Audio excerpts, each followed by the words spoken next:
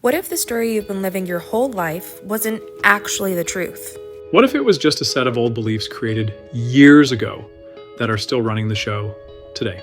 I'm Victoria. And I'm Milt. And this is Rewrite Your Story, the podcast where we explore how the narratives in your head shape your life and how you can begin rewriting them with clarity, compassion, and tools you can actually use. Let's dive in.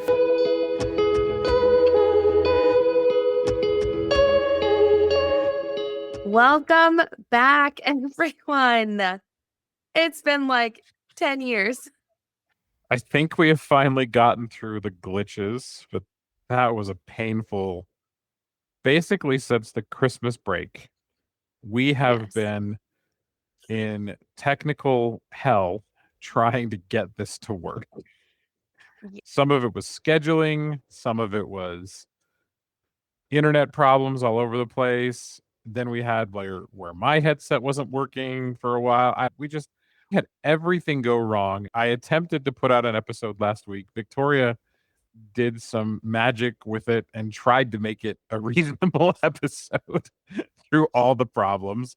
We looked at it and we said, this doesn't feel great.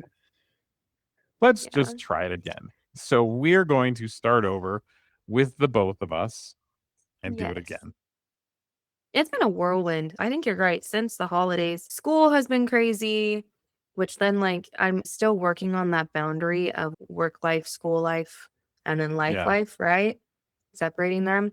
And so then when there's overwhelm with school, then there's overwhelm in my personal life. And then I just done. I hit my exhaustion peak the other week and just slept for the rest of the day. It was insane. So yeah, it's been a lot, but like you said, I think my technical issues are finally handled, hopefully.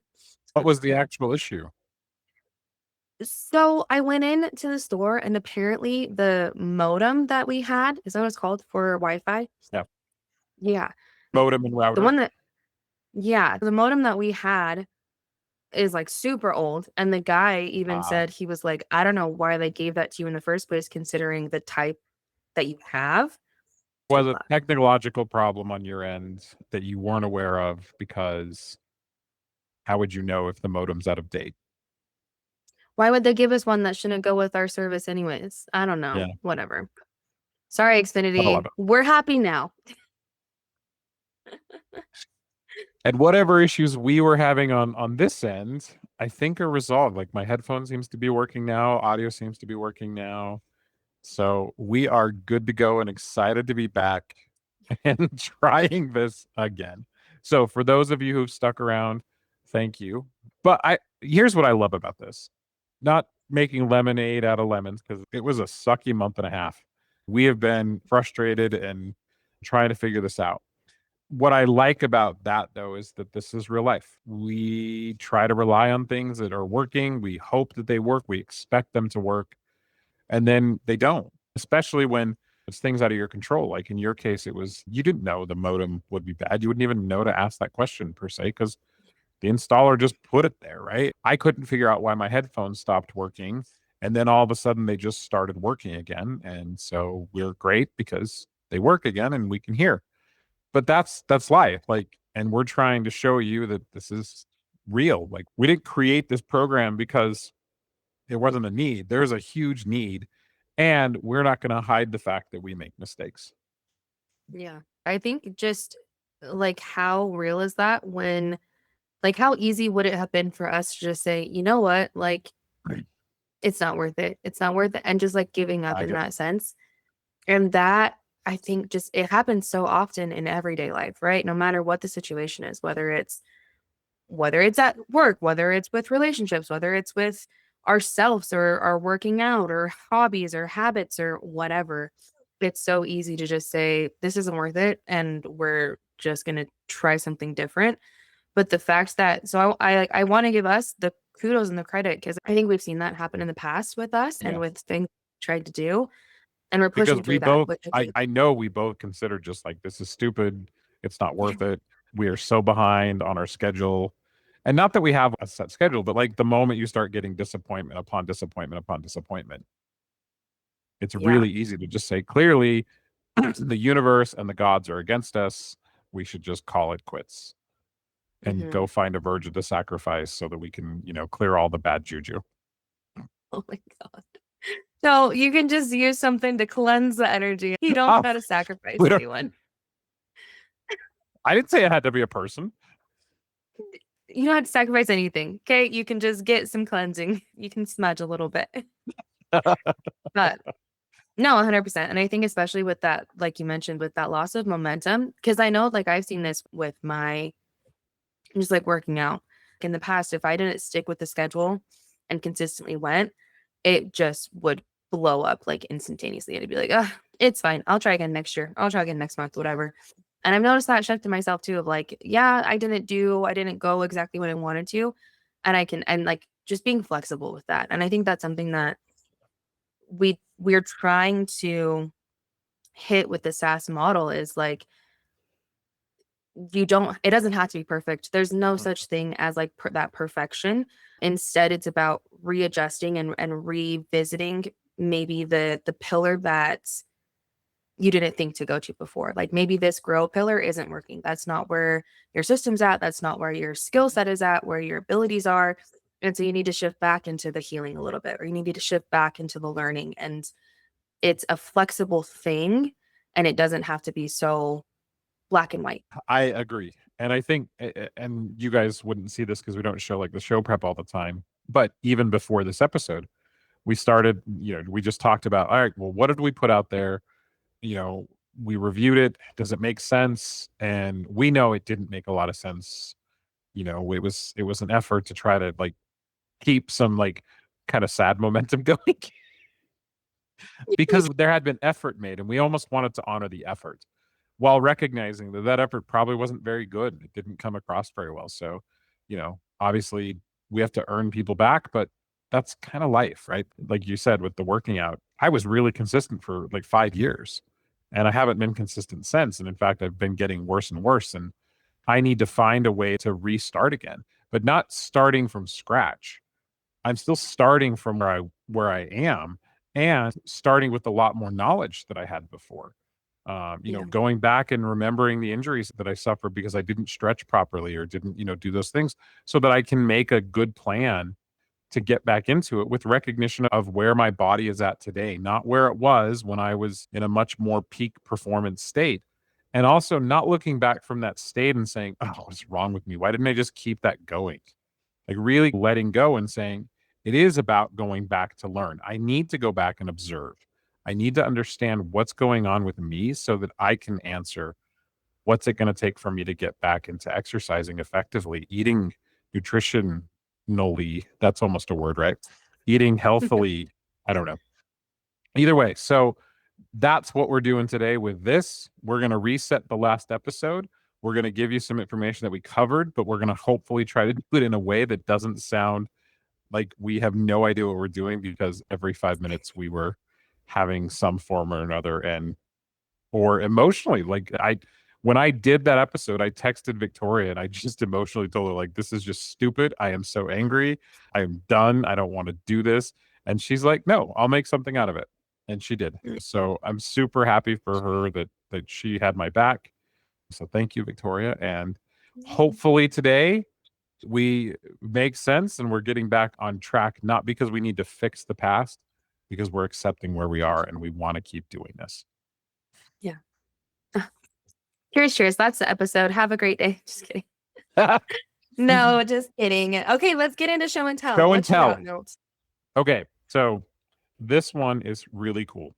So this one, my friend is making a bunch of fidgets. They're almost ready. The Roots fidget toys, or the first edition Roots fidget toy. But in the process, he made this because he had some leftover stuff. So it's a couple of things. So you've got some texture. I'm trying to see if I can get a camera angle to show the texture. You've got a texture all along the inside, and then you've got these gears on the inside. So there's a center gear, and then there's these star gears, and you can spin on each one. You can spin on the center. You can just sit and hold the outside. Like there's just a lot of options with it. Obviously, it's a little bit noisy because it's all plastic. So that's something to keep an eye on. But even that, like just having the various textures and the opportunity to run my fingers over it really makes me happy. because you go between the smooth and the rigid, and the roots one will have some similar stuff with the different textures. So yeah, we're super excited. We're going to get a bunch of these and throw them into the various offices around and just provide good options for people. So this is my show and It tell looks today. it looks like a tire. That's what I It thought of when does I look like a tire. Yeah, that's like a tire tread. Like that would be yeah. very cool tires if like as I was driving, my little inside rims just spun like independently as a tire. That Yeah, would be they really make cool. those. They I make know, but those. they're really expensive and they're really kind of a ridiculous thing to buy. But I can have that same thing for the tire in my hands. Just on a budget. I love it. Awesome. Okay, so yeah, today we kind of have already said, but we're gonna just try to re-go over that skills box concept and what that looks like, what that means, what the goal of it is, what to like look for with it, all the things. So yeah, where do you want to start? Okay, so let's give a basic breakdown of what we were trying to accomplish with what the skill box is. So, the goal of this kind of, and I think that the point of this is to understand that we're building a system that's going to have tools for you. Yes. And we're going to teach you how to use those tools in a very specific way. And at first, it's about learning how to use that toolbox the right way at the right time. Because having a toolbox is one thing, opening up the toolbox and using the tools is another thing. Having mastery over what the tools do is, again, it's all developmental, right? So we're going to start off with a whole bunch of skills, and we've been doing skills in our work since we've started this. Me, 15 years. Victoria, what are you at, 5 now? I started in 19. So Oh my gosh. And yeah. you're 24 now? Are Oh, we outing sorry. your age? The year 2019. It is now 2026. So however You've been long doing that this a is. long time too. So good news. Yes. We've been teaching skills for a very long time. And the way that we used to teach them was in these 4 modules. Those are great skills. And a lot of the things we're still citing as resources, and we may even use directly. But we're trying to put the skills in a very different box this time around. Instead of it being about whether I need relationship skills or distress tolerance skills, it's going to be about learning to pay attention to where I'm at in the pillars and then Yeah. recognizing these are the skills that I use in this pillar. And these are the tools that I go back to because I need go back to learn again and I need to just sit and assess. I need to go back to grow from wherever I am. And that's where the radical acceptance piece comes in is it's the binder between everyone that says, have I actually asked where I am in reality and what do I need? So Yeah. this skill box is that toolbox for everything. And we're going to break down the skills in the different sections. And this is where we're going to keep them all, if you will. And I use the golf analogy because I like golf because it's the only sport I can play Mhm. that doesn't require anyone else. And so I'm always playing against me because I sucked at team sports. I enjoyed That's, listening to that as I was I was, editing the last I'm episode. never any good. And when you play with other people who are good at team sports, they let you know when you're not good at team sports because you're, as they say in The Emperor's New Groove, the Disney movie, dude, you threw off my groove, and then they throw you out of the palace window. So I can tell you that I felt like I was thrown out of the palace window many, many times on the different basketball teams that I tried to play with and other sports that I played. I didn't play many because I just wasn't good at them. The golf, I was as good as I was. And the only person I was letting down was me. Now, it took me a long time to realize that I still don't need to judge myself when I'm letting me down. And that's a whole nother Mhm. episode we can do about how many golf clubs I've broken over the years and get into a whole different discussion of like expectations and how skillful I should be and what in reality can I do? What is my actual skill level at? So the reason I like golf clubs is because each golf club is designed to do something very specific. It's not that, and I said this before, it's not that I can't golf the whole course with a driver. That is the largest club. It's the longest club. You have to stand in a very specific way to use it effectively. It doesn't mean I couldn't modify how I hold it or swing it. It doesn't mean that I couldn't choke up on it and use it like a windmill and putt with it or things like that. And if that's all I had to survive, I could do that. But we don't always need to survive. And in fact, in order to thrive, we need to stop relying on a very specific set of skills. We need to rely on learning more and applying them the right way so that when I pull out my bag of golf clubs, I know what each one does. And I've swung my clubs, so I know how I interact with that skill. Now, just because my club basically 4 iron through 9 iron gives me the exact same, distance, which it's not supposed to, is not about the club. It's about me. And I'm still learning how to use those things effectively. And Yeah. that's okay because I'm not a master golfer. I go out, I mean, I haven't gone out consistently in like 4 years. And I would really like to get better, but I also know that it's not a major priority because, other priorities are coming up, like a grandbaby that's coming and get to spend more time with her. And I'm more excited about that than I am going golfing. But maybe when she's older, we get to go golfing together and then we'll learn together. And I can be as bad as my granddaughter, but she won't know it because she'll think I'm great because I just know how to swing a club. So that's what we're building. Whatever metaphor works for you. I don't know if you have another metaphor that you want to throw in there, Victoria. Yeah, no, I think it's funny that you chose this because it focuses more on just like you and your practice. But I did think of, because I played softball for 12, 13 years. Mhm. And so I'm envisioning like there are The nine bad players on players the on your field. team, Well, the I ones definitely that thought screwed that up as the well. momentum. I was probably one of the people that would have tossed you out of the tower from Emperor's New Group.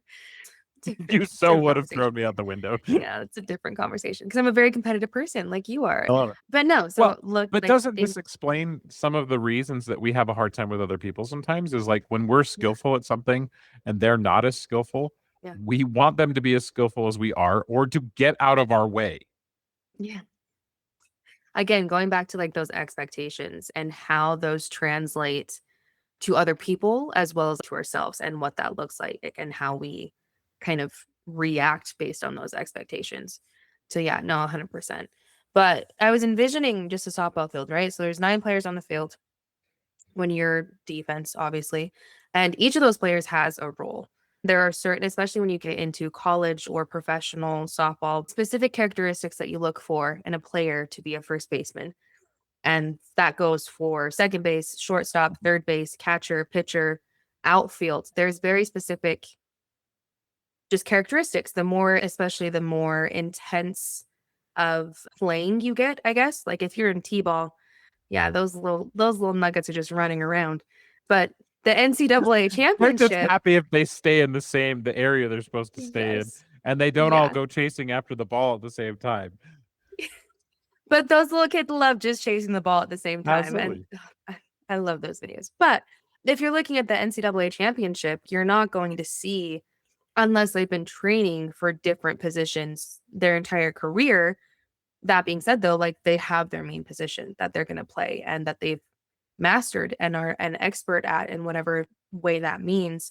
And so I just kind of envisioned that as like going to like IFS parts work, thinking about like my parts and how my parts all do have those roles and what that looks like and how when they're aligned and when they're in sync together, oh my God, it's a beautiful game. And Yeah. it's in that harmony piece and it's such an amazing flow state.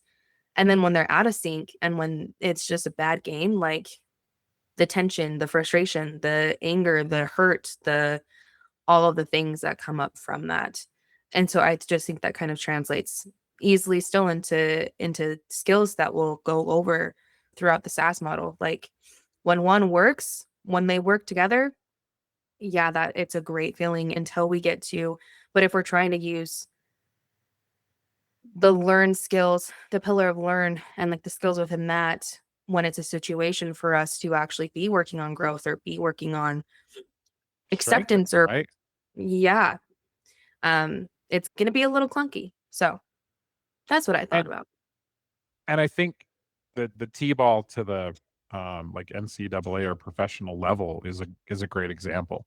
The skill doesn't really change from T-ball all the way up.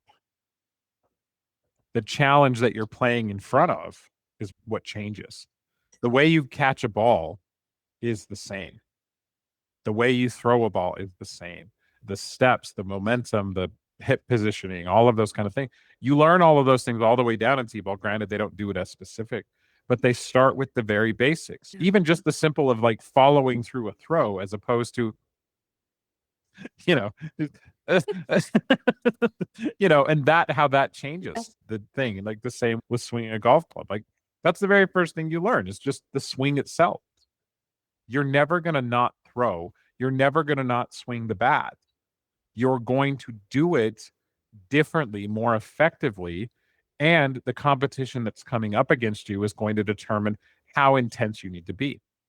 So that's why this works on so many levels. So that's what we're building. And it works throughout your life. The skills are the same. It's so interesting watching all the Hard Knocks episodes on football camp for NFL. And they're doing the same drills they've been doing since Pee Wee League. And I'm not sure why we ever thought as regular people that needed to be different, that somehow we shouldn't be doing Pee Wee level skills. Pee Wee League skills work. Yeah. You just get better at applying them as you get older. They never stop working on the basics. Yeah. Because those foundational skills and those foundational pieces are exactly that. It's the foundation. If we go to a home that doesn't have the structure and the foundation, I don't know what goes into building a house, but all of those things, if that's not there, it's not going to work. If the drywall has nothing to hang on, if there's no structure for the house, you could glue drywall together and make it, but it's going to get Duct pushed tape? over. Yeah. I mean, that's the reality, right? You could build a house out of sticks. We can go through the whole Three Little Pigs story. Every single one of those was a house, right? Like the straw was a house, the sticks were a house. One was stronger than the other, but when it really came down to it, the one that had a solid foundation, the brick home, that's the one that stood up against the problems of the wolf.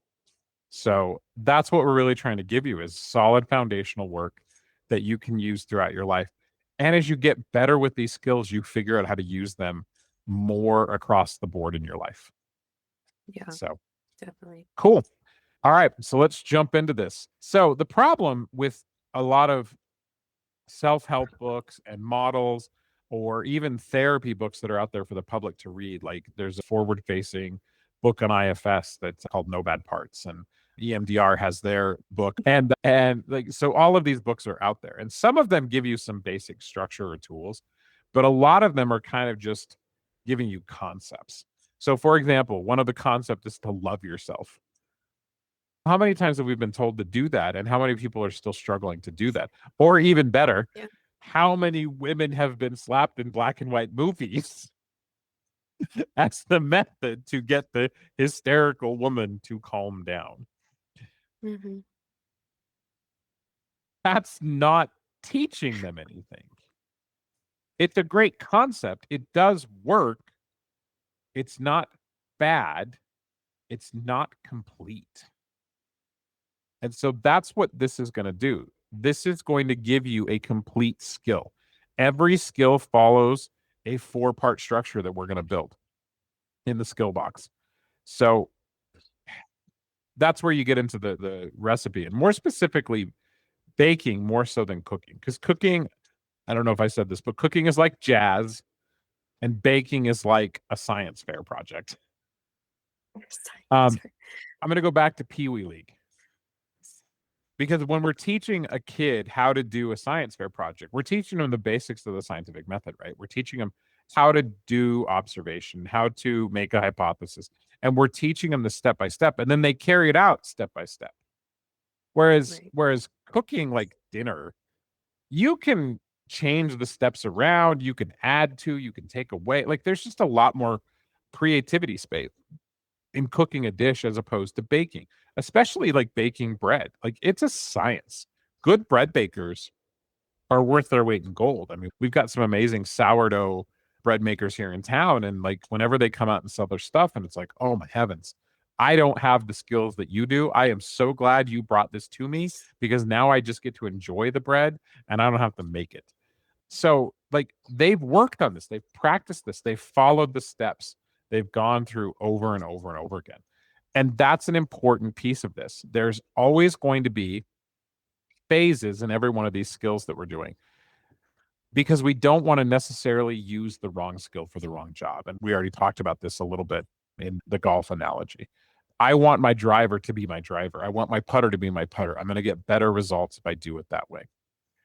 So, I really like what it says though here. You're not using logic when in that moment what you need is safety. I really yeah, like that because how often does that happen though? Like when we are in especially the calm down statement, right?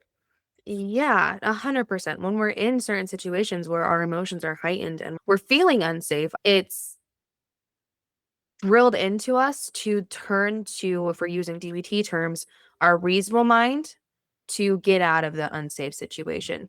And I think there can be a purpose for that.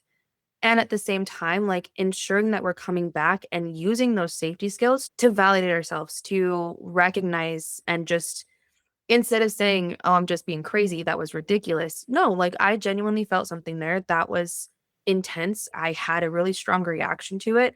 And just giving ourselves that space to create that safety rather than just brushing it off with those more logic thoughts or statements or whatever.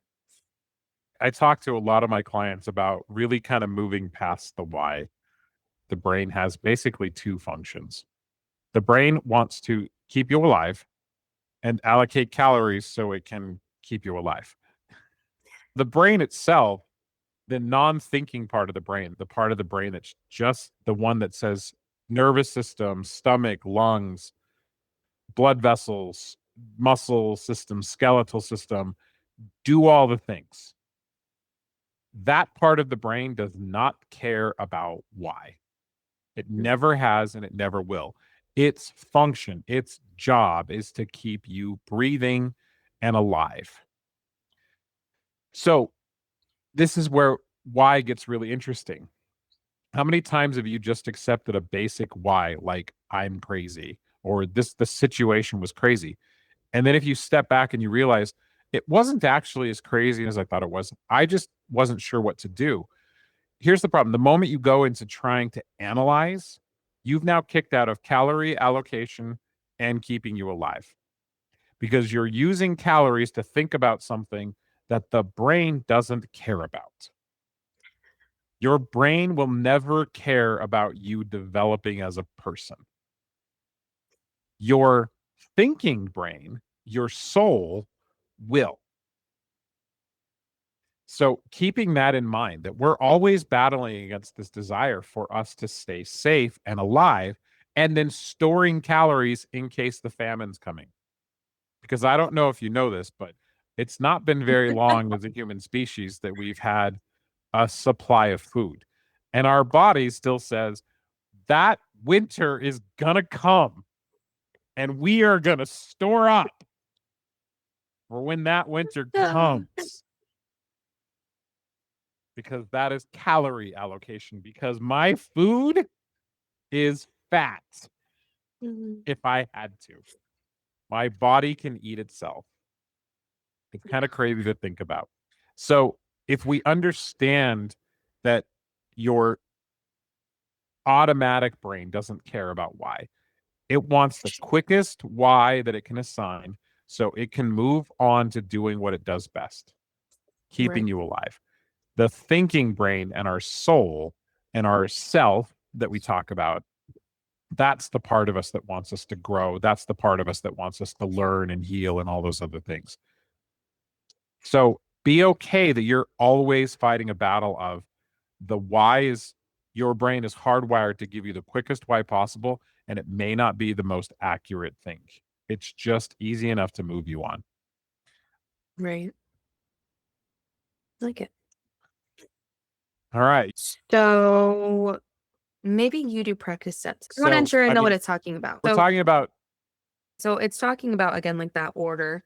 But I guess where I'm confused, and so I'd be interested to hear your perspective on this, is because we've been talking about with the SaaS model that there is it's funny. I think we're kind of like, I don't know. Anyways, so there is flexibility, right? Like there is going to be, you're going to be jumping from pillar to pillar. You're going to be moving. It's a very fluid process. That's how I've been interpreting this, Yeah. all of it.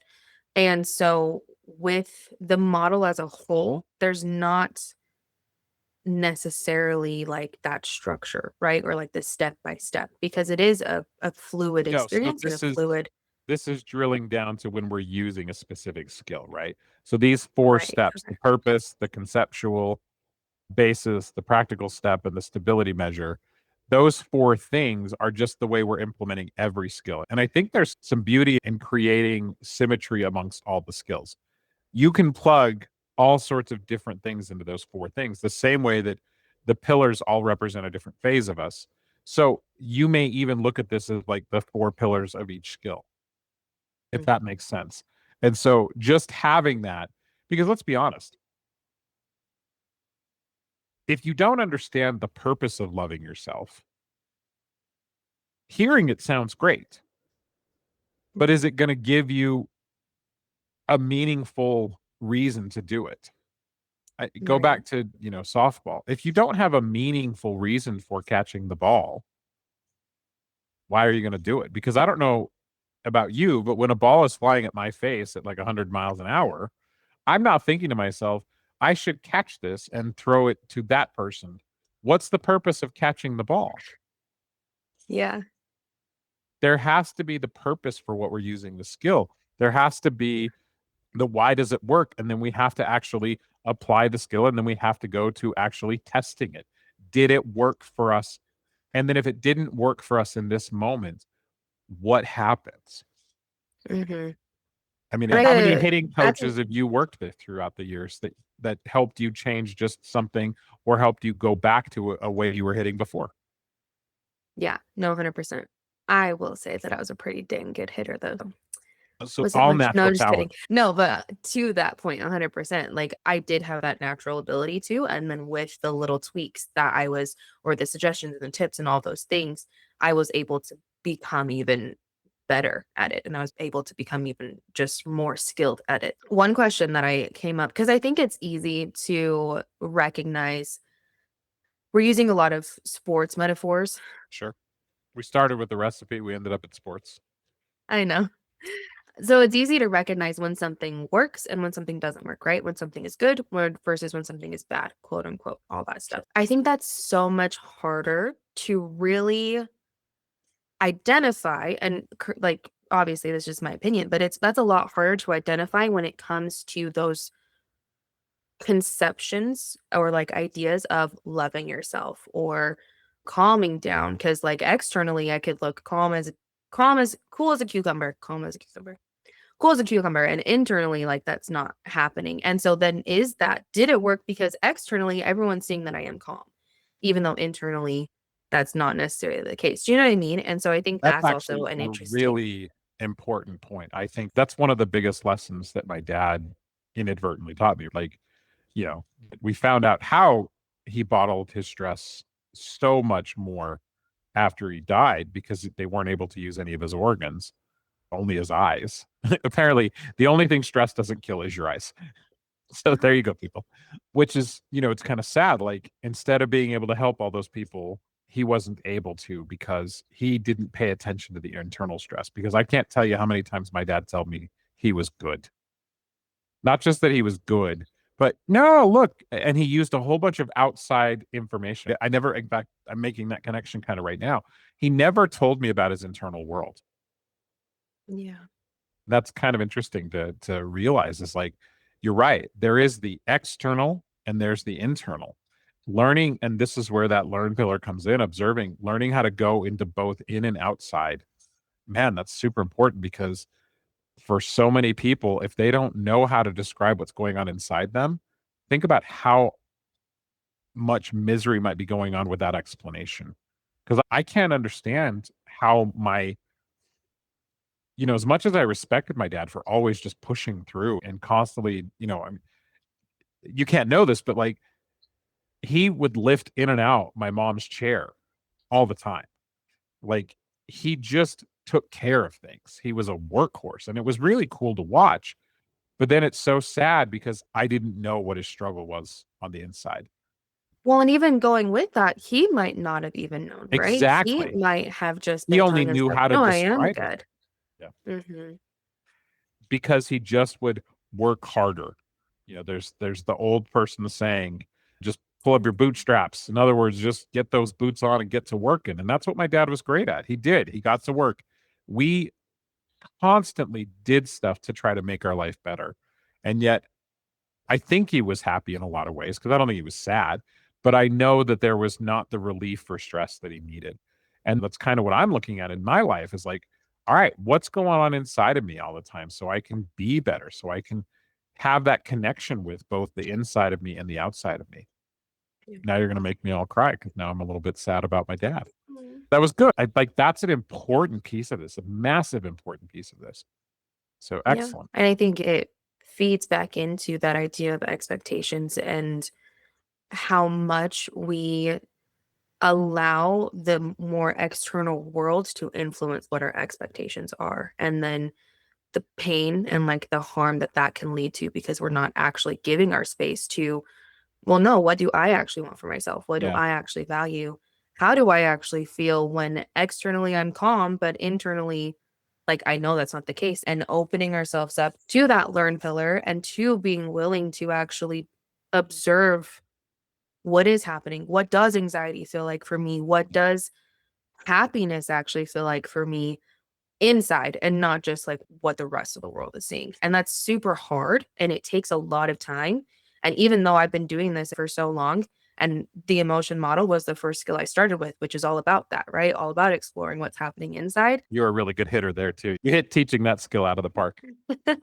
But even though I've been doing this for so long, it's still so hard because I still have those expectations that have come from external forces that I can't not be okay. And if there's something, and then Right. bringing in those parts, like parts work, if something does feel off, damn, those firefighters are so quick to numb something out so that I can't observe it and having to just work through that.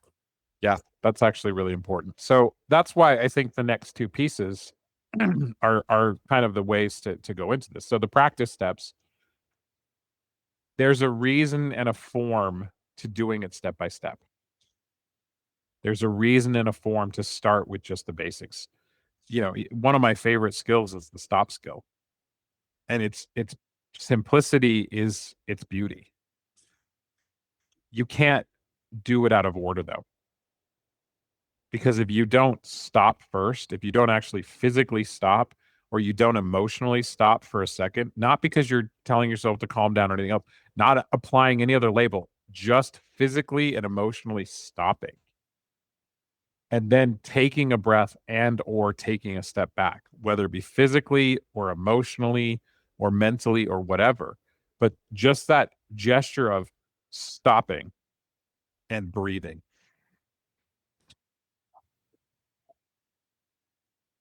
those two things tell the nervous system something. And that information makes the other two steps work, which is the observing and then which is the making a plan and proceeding mindfully. Like those steps work in order. If I try to proceed mindfully while I'm emotionally triggered, I'm not going to proceed mindfully. I'm going to convince myself that I'm proceeding mindfully, but the Right. outcome is going to be garbage. And I can tell you that because I've done that many times. When I'm emotionally irritated and I get in that I'm stuck, that I'm right, and I start demanding that this is the way something happened, weirdly enough, it doesn't work well. However, if I had taken a second, even just that moment, because if I can take a breath, that tells my entire nervous system I'm not about to get eaten. I'm not actually in the mortal danger that my body's telling me I'm in. That's the most important piece because then the observations are filtered through the facts, not my feeling state. If we were to stop, but not actually take that breath, right? And not alert our system to like what's actually happening. How easy is it for us to then observe from a skewed perception? Catastrophic lens, because I need everyone to respond to my crises. Right. Yeah. And I agree with you, loving how simple and how structured the stop really is, because it can be so easy to think that we're using it effectively and still having those outcomes and those consequences that are ineffective and that we don't like, or the behaviors that we want to change or work on or whatever it might be. So, Yeah, so doing the actual steps of it matters. And then the stability measure, because it keeps using the recipe analogy, which they call the taste test. Another way to look at that from the stop skill is, did I get the results that I want? Not that did I do it right, because right is, did I follow the steps? That would be the stability measure, I would say. Did I follow the steps?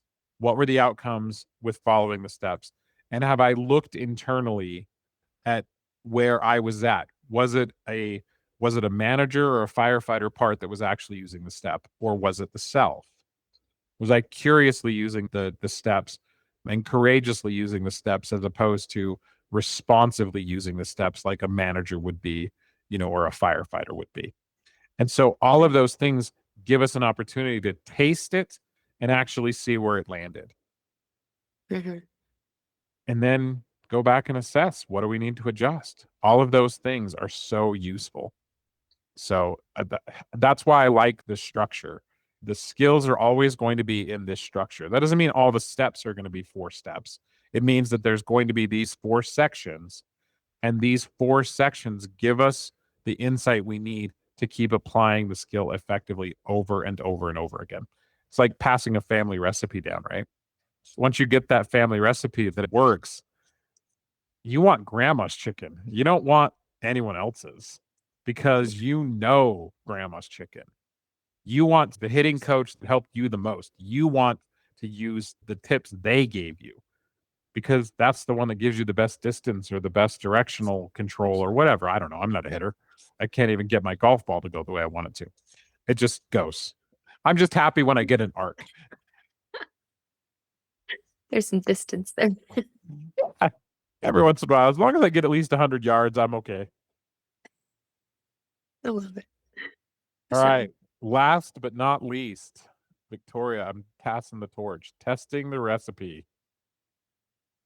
so This we is are this is your going to, life, right? Like, this is what you did. This is what every practice was about. And then you had to go play the game. and then you have to actually do it.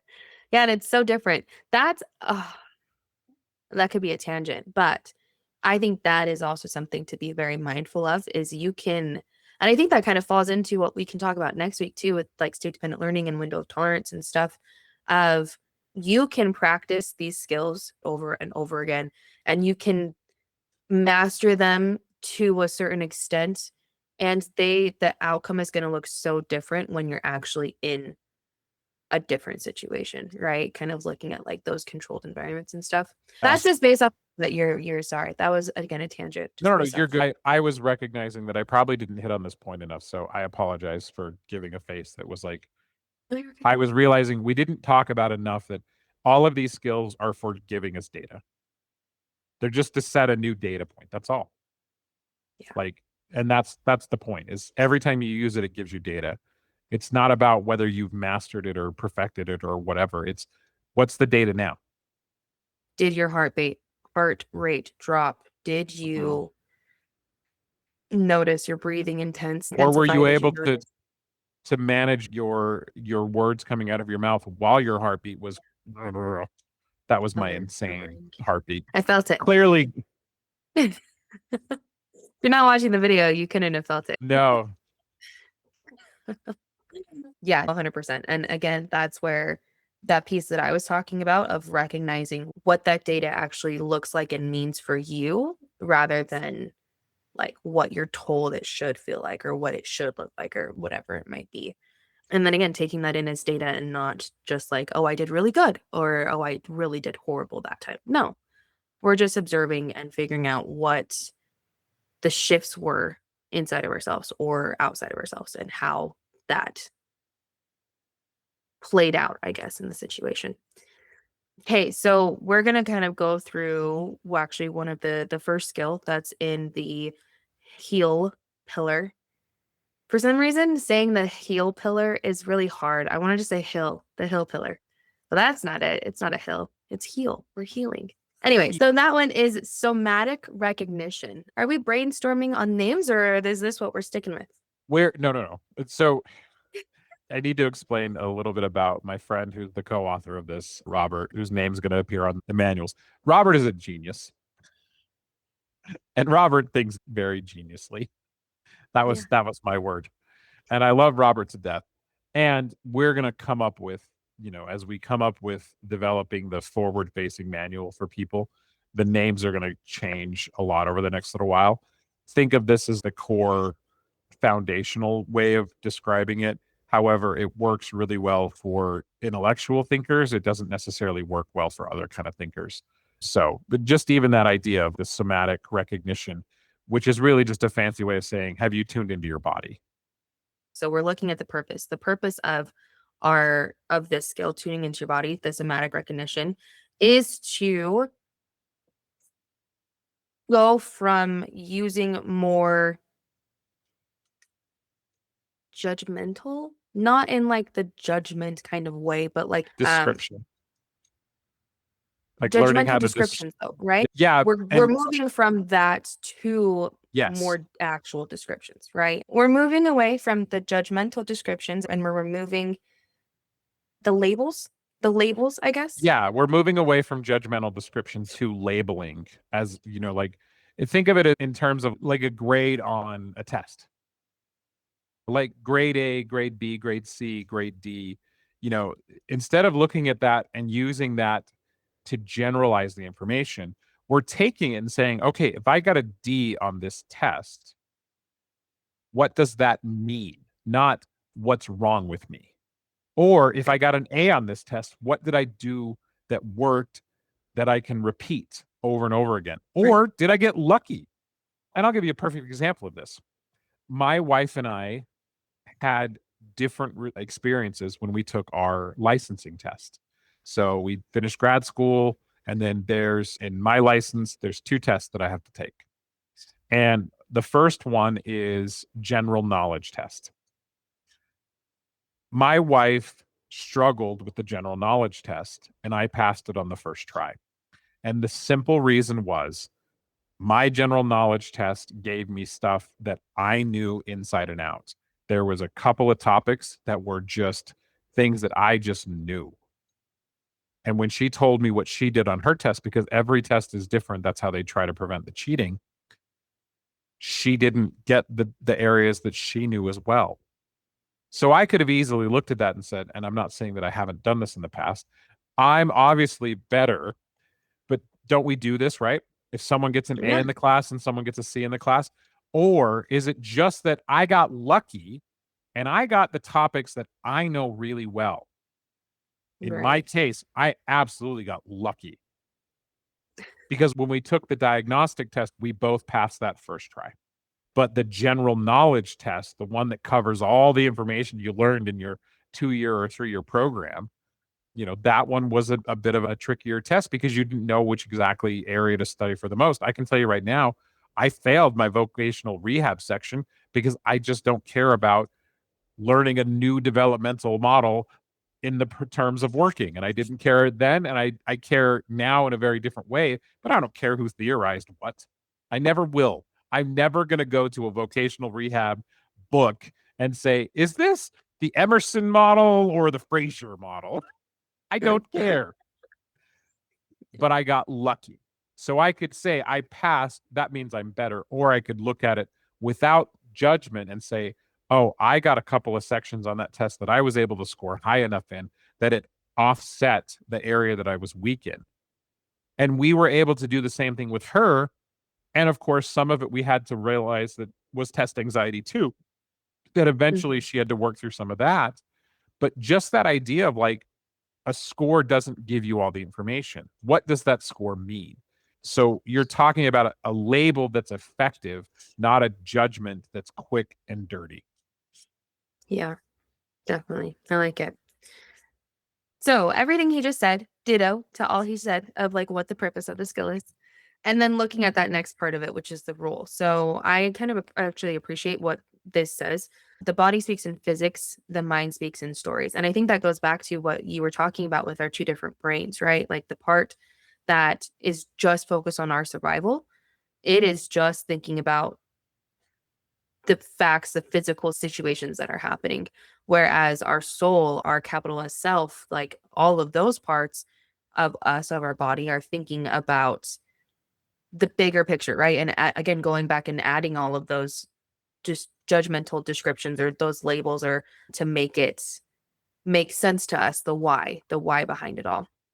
And so for our somatic recognition, we're kind of using the stop skill. I think that's what kind of feels like to me, but we're stopping, we're pausing and just running through. We're just checking in with our entire body. We're figuring out where am I feeling something? What is that feeling and which is the loudest? The sorry, not feeling, sensation.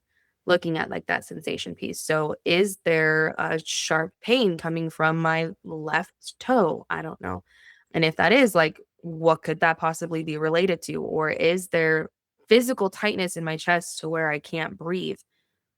Great. We've located that the biggest sensation, that biggest piece of like what is causing the issue and how to move forward from that. But making sure, again, like moving away from that story piece of like, oh, this is just anxiety. I'm just really anxious. Well, possibly. I like to use the example of like the butterflies in the stomach, right? Because I think the butterflies in the stomach, if there's that's the story. But if there's the fluttering, if there's the tightness, if there's all of those things, like that can be the story of anger or not anger, anxiety or happiness when we Yeah. can kind of feel those It's similarly. funny how many times love and sickness have been described with butterflies in the stomach.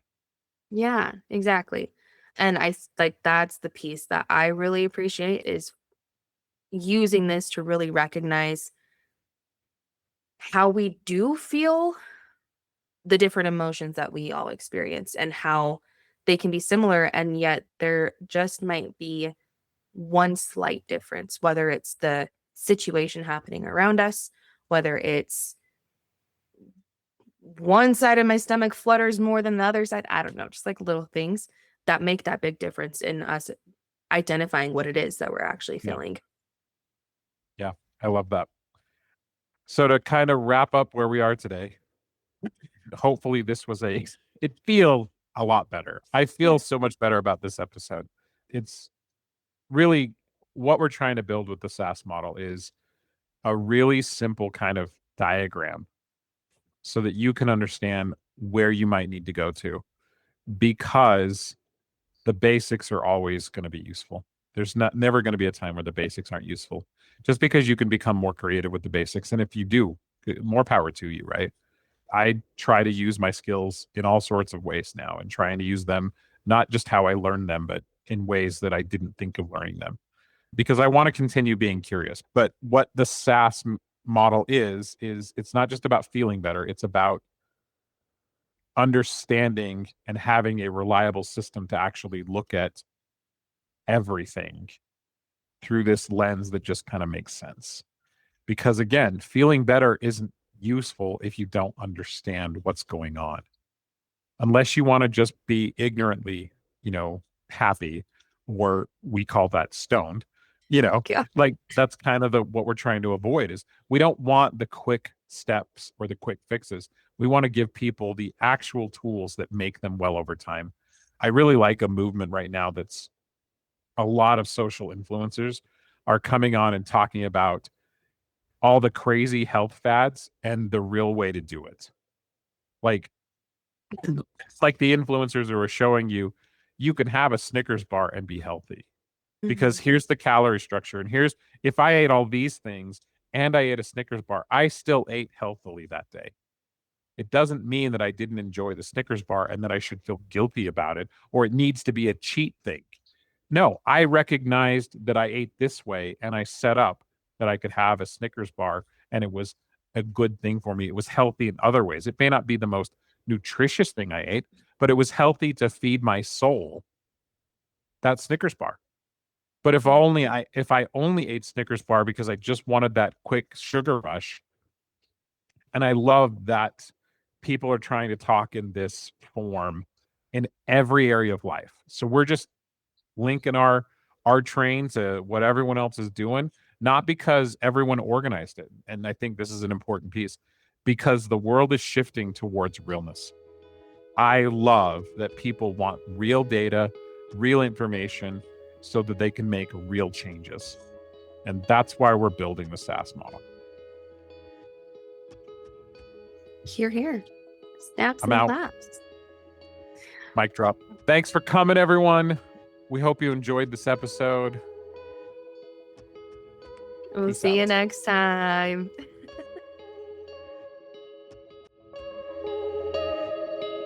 Thanks for joining us for today's episode of Rewrite Your Story. Take a moment to notice what story showed up for you today. Remember, you're not your story. You're the one holding the pen. And each moment is a chance to write a new chapter. Be sure to join us next time as we keep exploring the path towards self-alignment. We'll see you then.